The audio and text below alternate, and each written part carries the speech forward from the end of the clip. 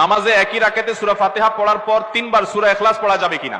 খুবই দরকারি একটা প্রশ্ন। সূরা ইখলাস কোরআনের এমন একটা সূরা, যেই সূরা শুধুমাত্র আমাদের আল্লাহর কথা বলা আছে। এই সূরাতে অন্য কোনো সাবজেক্ট নাই। এই সূরায় শুধু কার আলোচনা আছে? এরকম আরেকটা সূরা কোরআনে নাই যে সূরার শুরু থেকে শেষ পর্যন্ত শুধু আল্লাহর গুণগান আছে, আল্লাহর বৈশিষ্ট্যের কথা আছে, আল্লাহর একত্ববাদের কথা আছে, অন্য কোনো সাবজেক্টই নেই। সাবজেক্টই শুধু আল্লাহ তাআলা।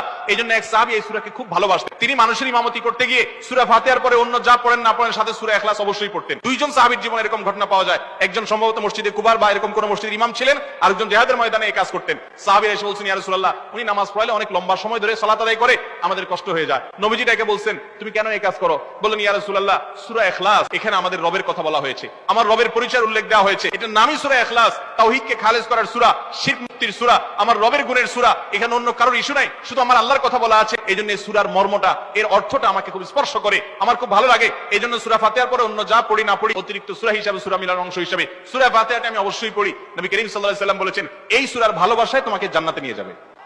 এইজন্য ভাই দেখবেন, সকাল সন্ধ্যায় সূরা ইখলাস, সূরা ফালাক, সূরা নাস 3 বার 3 বার, সকাল সন্ধ্যার পাশাপাশি 5 ওয়াক্ত সালাতের পরে একবার একবার, রাতের শোয়ার সময় আবার 3 বার 3 বার, মানে সূরা ইখলাস এতবার পড়ার আল্লাহ তাআলা ওজিফা করে দিয়েছেন। আমরাও সূরা ফাতিহা সবচেয়ে বেশি পছন্দ করি। এই মজলিসে যত লোক আছেন, আমার বিশ্বাস বেশিরভাগ মানুষ সূরা ইখলাসকে মহব্বত করেন। তবে সেটা ওই সাহাবীর মহব্বত করে না, নামাজ শর্ট করার জন্য। ঠিক না? অনেকে আছে দেখা যায় সূরা ইখলাস ছাড়া কিছু পড়ে না। কারণ কি?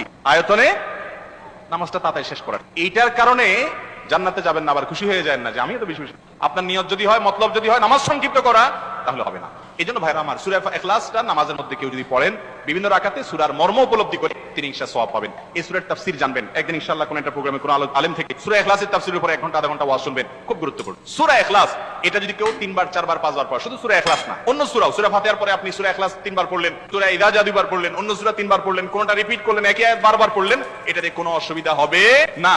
আপনি বারবার পড়তে পারেন, কোনো অসুবিধা হবে না ইনশাআল্লাহ। তবে লক্ষ্য রাখবেন, প্রথম রাকাতের চাইতে দ্বিতীয় রাকাতটা তুলনামূলক একটু ছোট হবে। হ্যাঁ, আয়তনে পরিমাণে একটু ছোট হবে, এটাই সুন্নাহ। নবী করিম সাল্লাল্লাহু আলাইহি ওয়াসাল্লাম প্রথম রাকাতে যদি 2 মিনিট ধরে পড়তেন, দ্বিতীয় রাকাত 1.5 মিনিট, অর্থাৎ একটু কমায়া পড়তেন, এটাই তার সুন্নাহ ছিল। বাস এরপর আপনি এবার সূরা ফাতিহার পরে এক সূরা বারবার পড়েন, হ্যাঁ, কয়েক সূরা বারবার পড়েন, বা অন্য একটা সূরা পড়ে আরেকটা সূরা বারবার পড়েন। সূরার মহব্বতের কারণে, মর্মের কারণে, একই আয়াত জাহান্নামের কথা আছে, জান্নাতের কথা আছে, আল্লাহর কথা আছে, সেজন্য আপনি বারবার পড়েন, কোনো অসুবিধা নাই ইনশাআল্লাহ। যত বড় কঠিন রোগ হোক না কেন, যদি এই ছোট্ট দোয়াটা 7 বার পাঠ করতে পারে, আল্লাহ পাক অবশ্যই তাকে পরিপূর্ণ সুস্থ করবে। যদি তার হায়াত থাকে, যদি তার হায়াত থাকে, মৃত্যুর সময় যদি না এসে থাকে, তাহলে আল্লাহ অবশ্যই এই দোয়ার বরকতে তাকে সুস্থ করবে। নবীজি সাল্লাল্লাহু আলাইহি ওয়াসাল্লাম নিজে যখন কোনো অসুস্থ ব্যক্তির খবর পেতেন, তিনি ছুটে চলে যেতেন এবং এই দোয়াটা পাঠ করতেন। তিরমিজি শরীফে বর্ণনা আসছে, আব্দুল্লাহ ইবনে আব্বাস রাদিয়াল্লাহু তাআলা হাদিসে বর্ণনা করেছেন। তিনি বলেন, রাসূল সাল্লাল্লাহু আলাইহি ওয়াসাল্লাম এক অসুস্থ ব্যক্তির কাছে গেলেন এবং গিয়ে তার শিয়রে বসলেন, একেবারে তার পাশে বসলেন এবং মাথায় হাত দিয়ে তিনি এই ছোট্ট দোয়াটা পাঠ করলেন। দোয়াটি হলো ছোট্ট দোয়া, আসআলুল্লাহাল আযীম রাব্বাল আরশিল আযীম আইয়াশফি